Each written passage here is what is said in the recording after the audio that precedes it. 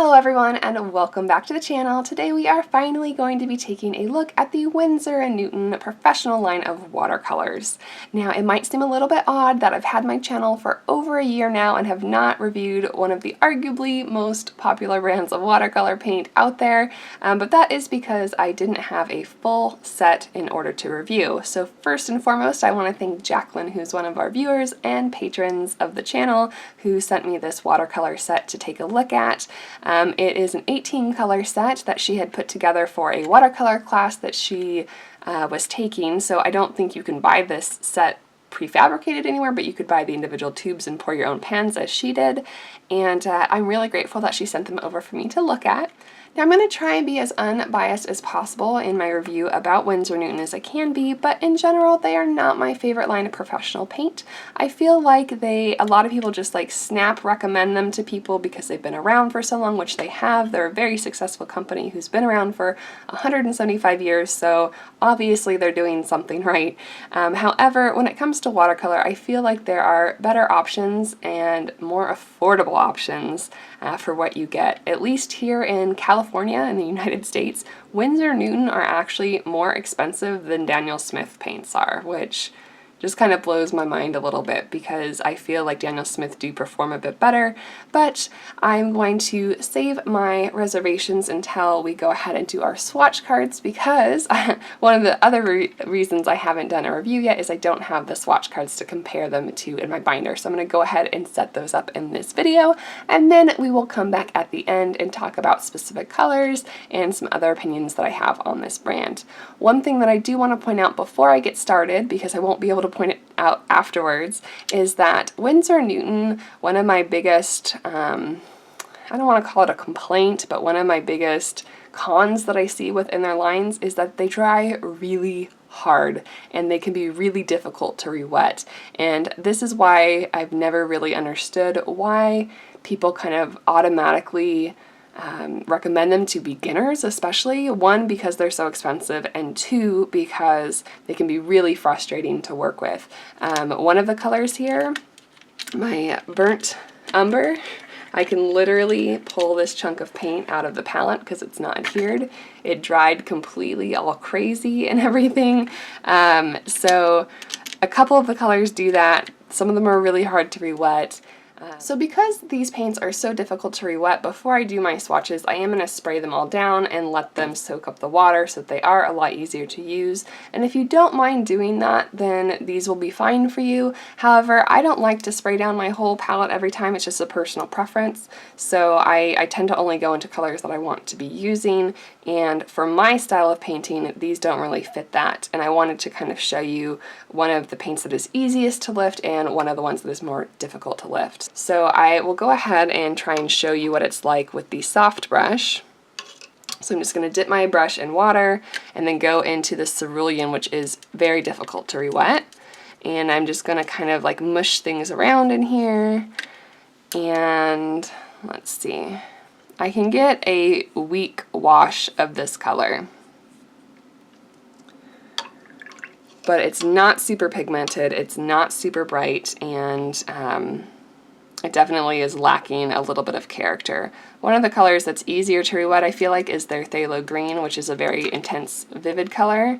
So I wanted to be fair and not just show you the one that is hardest to re-wet, but I can also show you one that picks up well. So that one there isn't much problem with. And then finally, let me try and show you this burnt umber that is falling out of the pan here. This burnt umber is also really weird. We'll take a look at it after I do the swatches, but this is made from 3 pigments instead of 1, which is really, really odd. Now, burnt umber is supposed to be a really deep, rich brown, and I just feel like that's really lacking in that department in terms of its vibrancy. It's an okay color, it's just not what I think of when I hear of burnt umber.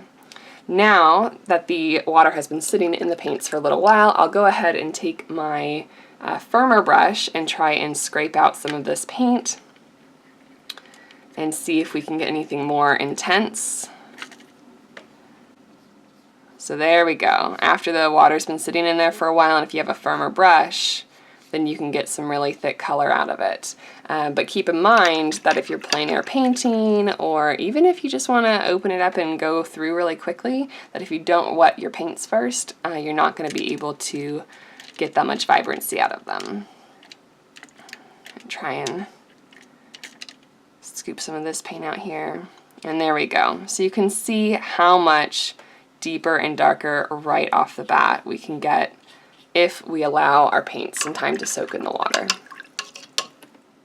I'm not sure how well this is going to show on the camera, but I did want to try and attempt to show it, that there's this interesting gel-like consistency to the paints as well. Let me go ahead and show you this up close when I lay this down. Like when you push around the pigments, some of these colors have a really gel-like consistency, that kind of streak. And I've always found that a little bit strange too. So again, I just wanted to show you this before we get started on our swatches, since I won't be able to show you that later. For now, I'm going to go ahead and spray these, and then we're going to get started on making our swatch cards. Some general information about Winsor & Newton is that there are 96 colors in their line, with 75 of them being single pigment colors. We are going to take a look in a little bit, and there are some questions about that because their burnt umber is made from 3 different pigments, which is typically a single pigment color. So I'm not sure why they didn't just make it a single pigment and make that number 76, but again, we'll talk about that in a little while. But they also have kind of an odd Lightfastness rating system. They call theirs permanence, and it uses a system with letters. So AA is the best, A is the second best, B is, I don't know what they call it, it's like moderately durable, and C is fugitive. Of the colors that I have here today, one is rated B, which is the alizarin crimson, which should be rated lower in my opinion. Then we've got 5 colors at the highest rating at AA, and everything else is an A rating. Now these don't directly correspond with ASTM standards of the 1, 2, 3 system, so they do have a whole complicated chart on their website that I'll try and find a link and put it in the description below for you if you want to compare those, but I don't know why they decided to make this whole other system of talking about their paints instead of just using the ASTM ratings. Alright, now that we have all of our swatches done, we're going to take a look at them color by color in our swatch binder, starting with Winsor Yellow PY154. If you've been watching the channel for long, you know this is actually one of my favorite shades of yellow. I have it in the Mission Gold variety in my main palette. The Mission Gold variety is a bit warmer and more opaque than the Winsor & Newton variety, and the Winsor & Newton one is warmer than the other two in Van Gogh and Turner. I do actually like Winsor & Newton's variety, and if I were going to replace this in my palette, I think that this would be a good one to go with. Next up is Cadmium Yellow Pale PY35, and I was actually kind of surprised. I don't use cadmium colors, so I don't have a large reference for knowing which one is the more normal version of this color, but Schminke's version is much more of a lemon yellow, while Winsor & Newton's is much, much warmer, closer to, obviously, in their own line, the Cotman Cadmium Yellow Hue, or the Daniel Smith New Gamboge. It's not quite as warm as a New Gamboge, but it's definitely leaning towards that side versus a cooler yellow. Then we're going to skip forward to the reds a little bit, and I've got Cadmium Scarlet here again. Again, not a lot of things to compare it to, but I do have Schminke's Cadmium Red Light in the same pigment. The Winsor & Newton variety is much warmer, close to like a vermilion from Mission Gold, or the Van Gogh Permanent Red Light. It's a cadmium color, so it's going to be more opaque. There are a lot more transparent varieties available in other brands, but if you like cadmium colors, this was a nice one in my experience, so not too shabby. Next up, we're going to be looking at PR254, and this is Winsor Red. I actually had this as my first warm red in my palette years ago when I first set it up, mainly because the Daniel Smith variety wasn't in the store the day that I needed it, or I probably would have gone with that, quite honestly, but not knowing any different, I really liked this shade and I went ahead and picked it up. It is on the warmer side than I think any of the other varieties. Both Rembrandt and Mission Gold and Daniel Smith all are a bit darker and cooler, whereas the Winsor Red is a lot lighter and brighter. Here I've got alizarin crimson, real PR83 alizarin crimson. I have nothing really to compare this to on the same level because as you all know, it is a fugitive color. It is not recommended for use in painting anymore by the ASTM because it is not light fast. I use a lot of alternatives to this, including Daniel Smith's Carmine that I'm comparing it to. And down here at the bottom, we've got Da Vinci's Alizarin Crimson made from PV19. Now I will say, since this is my first time using this pigment, it is gorgeous. I can understand why people used to use it and recommend it still in palettes today. In terms of just its base color, obviously it's a fugitive color, it's not going to last, it's not going to stay that beautiful color, so I can't recommend it to add it to your palette, but it is a very beautiful tone. If you were going to go ahead and make a painting in either a sketchbook or just to make prints from it, so if you wanted to make a watercolor painting and then take a picture of it and make prints from that picture, if you don't mind what happens to the original, then I certainly wouldn't mind using this version. You can see here in the glazing properties, it is just phenomenal. The second pass is so bright and so vivid, and I actually want to talk a little bit more about glazing, and I will do that at the end when I have a little bit more time to do so. Next up we have PR122 Quinacridone Magenta. Now this variety of Winsor Newton is very similar, I think, to the Turner and the Mission Gold varieties, but the Quar is by far my favorite version of this pigment that I have seen. It is so bright and so vivid. You can see here next to the other samples that Winsor Newton is very similar to the other brands. It's just that Quar stands out so much further above the other brands that I've seen with this particular pigment. I was actually pleasantly surprised when I was looking at their dioxazine violet, which they call Winsor violet, and with that second pass that I was talking about with the glazing, it's such a deep, beautiful purple. I don't know whether or not this version or the Core version are more light fast, but I do want to run my own tests specifically on this pigment because dioxazine violet can vary so much in its light fastness. I don't know which one of those two varieties would be best to keep on a palette, but they are both very similarly very beautiful, and the two of them together I think are a little bit stronger than some of the other brands that are out there.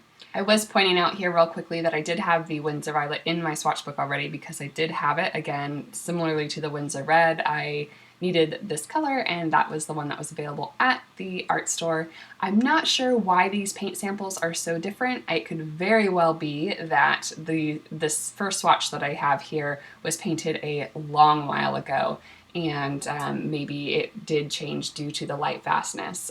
So I am really excited to go ahead and test those out for myself.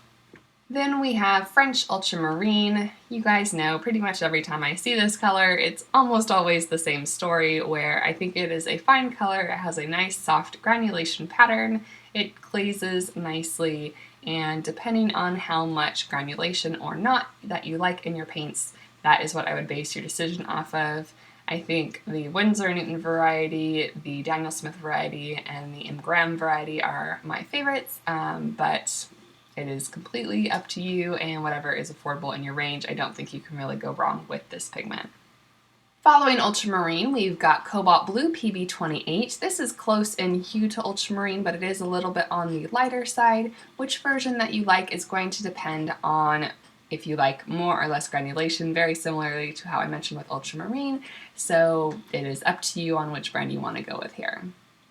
The third blue in this set is Cerulean Blue made with PB35. Now PB35 is a very, very close cousin to PB36. Both are commonly called Cerulean Blue, and the hues are very quite similar.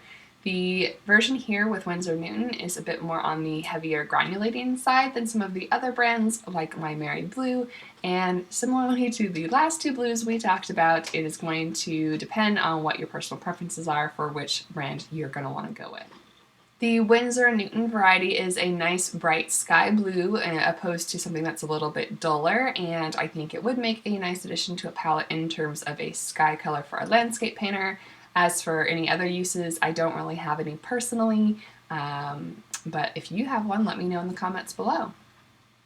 The next color that I have is Winsor Green, which is phthalo green in the blue shade, PG7, and usually my opinion of this is very similar to ultramarine in that phthalo green is phthalo green is phthalo green, but there is something about this color that I do want to point out, and it has to do with that gel-like consistency I mentioned at the beginning of this video, and there is a little bit of a different texture here. So whether or not you want to add that to your palette is going to be up to you. I originally had this Winsor green on my original palette, as I mentioned with the red and the purple, that it was just available in the store. I've since replaced it with Daniel Smith's variety, and I also recently tried out Da Vinci, which I like quite a lot as well.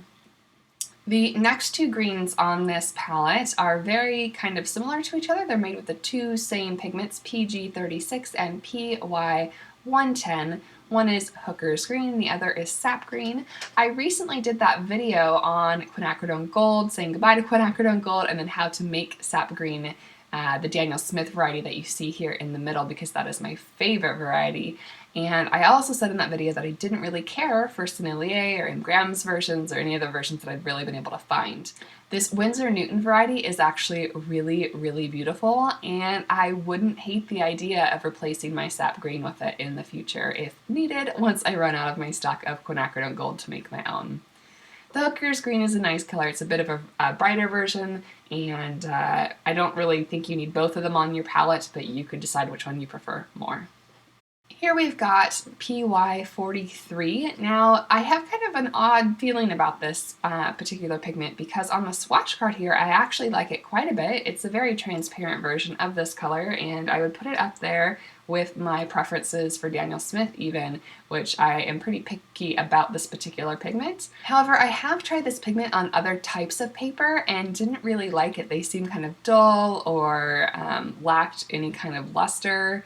And when you mix with other paints, it does tend to dull down quite a bit. So I would like to do some more studying with this color on various brands of paint, or maybe I just trust it on the arches, which is what these swatch cards are made on. Similarly to the Sap Green, I'm sorry that I left this version of quinacridone gold out of the quinacridone gold video. This one is made from PY150, PR206, and PV19, so it's a fairly unique mixture of these colors. It's a really, really lovely golden shade. It's not quite the same as the original, as you can see here, with the original being much more on the brown side, but I do think it's a nice variety for an alternative to this, and it's not quite as yellow as some of the others like M. Graham or Holbein. Now we are going to get into the area of swatches that I will forewarn you that I am not a fan of, and I've heard this from other artists as well, that Winsor Newton's earth tones really leave something to be desired. I have never really liked the earth tones. I don't like their cotton earth tones. I don't like the pigments that they choose for these colors, and I don't like the way that they handle. So I'm willing to retract my original statement that I said at the beginning of this video that I didn't think a lot of their colors held up to other brands. We've seen here in the comparisons that there are some versions that I really like and enjoy and would consider adding back into my palette. These earth tones will never be in that category though. Their Burnt Sienna is made from PR101, and if you've watched my color spotlight on Burnt Sienna, you probably already know my feelings about using PR101 for Burnt Sienna. I believe that PBR7 is the rightful owner of that title, and that that is the pigment that should be used when you are titling something Burnt Sienna. The only reason I would ever even consider recommending Winsor Newton's Burnt Sienna is if you want a transparent version of Burnt Umber, but even then you have better options like Schmincke's Transparent Sienna, Rembrandt's Transparent Red Oxide, or even the M. Graham's Transparent Red Iron Oxide. I think those are all much stronger, much more appealing versions of this color. Our second to last color here that we're going to be taking a look at is Burnt Sienna, and I will never understand why high-end professional artist companies do something like this, but Burnt Umber is made from PBR7, and Winsor Newton, for whatever reason, decided that they needed to add two other pigments to their variety as well, PR101 and PY42. This is an okay brown, like it's not a bad brown, and if you were mixing that color on your palette and came up with this hue, I don't think that's a bad thing. But when I am looking to fill a dark brown spot on my palette, one, I want it to be dark brown, and two, I want it to try and be at least single pigment so that it's easier and more predictable when I'm mixing it into other colors. This pigment is both weak and I don't think it holds up with other colors or provides a dark tone for mixing, which is what I personally go to burnt umber for.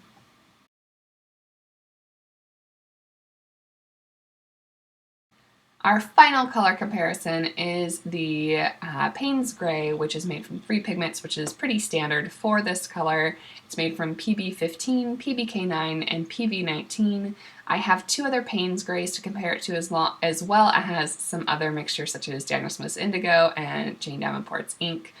Comparing it to both Sennelier and Da Vinci, their Winsor Grays are a little bit warmer than the Winsor & Newton variety, which is definitely more on the blue side. I do want to go ahead and put a little aside in here about PBK9, and I've had a couple of my viewers ask me if I can include vegan information in my videos about if there's any animal-derived products in the products I review, if that information is available. Just as a blanket statement, Winsor Newton Professional Watercolors are not vegan friendly. They, I believe, all contain ox gall, which is from the gall of oxes, and a lot of paints also include glycerin, which can either be derived from animal fat or vegetable oil, but a lot of companies won't tell you one way or the other which one those are from. I believe most of the Cotman series is vegan friendly, however the professional line is not. Specifically about PBK9, this is called Ivory Black, and it was traditionally made by charring ivory, so elephant tusks. Obviously companies don't do that anymore, but it is still made from charring animal bones, which I have to imagine are a byproduct of the meat industry, but I don't know that for certain. However, they're definitely not animal friendly. Any pigment with PBK9 in it, almost every starter set that I've ever seen, particularly for gouache, because I was recently looking at those, they come with an ivory black, so just be really aware of that if this is important to you. So one really minor thing about Winsor Newton specifically, and I don't want you guys to hate me or think I'm being unfair, because this is obviously not what I'm basing my entire opinion of these paints on, but I don't appreciate the fact that on Winsor Newton's website, when you go to look at Ivory Black PBK9, it specifically says, oh, traditionally this is made from charring ivory and elephant tusks. End of sentence. Like, it obviously they don't use ivory anymore, but the fact that they almost seem to gloat about the fact that this is how that pigment was derived and they don't mention what it's currently derived from rubbed me a little bit the wrong way.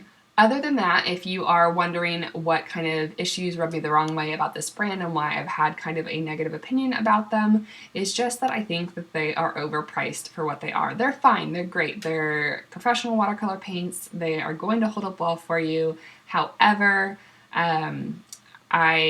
I don't agree with how expensive they are to acquire here, and I would love to hear from my international viewers if they're cheaper in Europe. I know that Daniel Smith is crazy expensive over there, but here it's just so unaffordable. There are better options, there are more pigmented options, there are better earth tone ranges, so those are just kind of the things that in general I have been concerned about in terms of investing in this brand.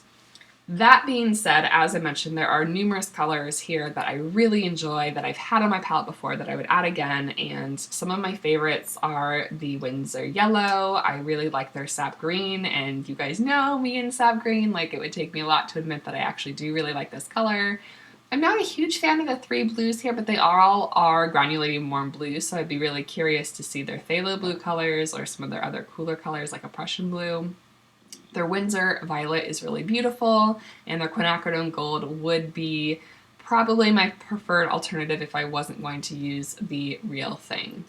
Oh, I almost forgot. I promised you that I'd talk a little bit about their glazing properties. This is actually a really great characteristic about this paint that I don't feel like I've heard before. It is mentioned on their website, but it's not something that I hear people bring up when they talk about Winsor & Newton paints, is that their glazing properties are up there with Sennelier, who is, renowned for the vibrancy that they get within the layers building up on top of each other. If you look at this color swatch chart here, there's several colors that are just super, super vibrant with that second layer of paint.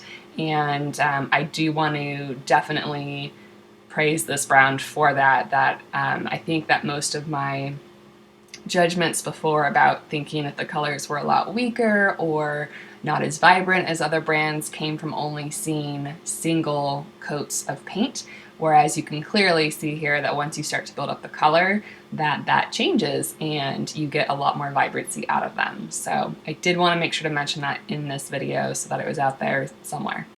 Alright, so I think that is going to do it for today. Again, I tried to remain as unbiased as possible while mentioning, you know, my environmental biases, of course, but that doesn't indicate how the paints will perform. I do think they're a fine brand of paint. You're not going to go wrong with them, and if they're affordable in your range, go ahead. But if you have other affordable options like M. Graham or Daniel Smith, I don't think you need to splurge for these instead. I definitely hope that people stop like blindly recommending them without having compared them to other brands of paint. I just think that any brand that's not a very healthy thing to do. I'm not a brand loyalist, as you guys all know. I love Daniel Smith, but I mix and match on my palette all the time depending on whatever pigment suits my needs best. So I hope that this review was helpful for you. Let me know in the comments below what you think of Winsor Newton paints, if you really like them, if you don't like them, and help each other out if people have questions in those comments. I'm going to try and give you a look behind the scenes next week. I'm going to be at Convolution this weekend in San Ramon, California, and I've tried to record vlogs for you guys in the past so you can see a little bit about that side of what I do, but I either end up getting camera shy or not being able to have the time to dedicate for a video, so I'm crossing my fingers that I can get that recorded for you, and I'll have that up after the weekend. Thank you guys so much for watching, commenting, liking, and subscribing, and I will see you next time.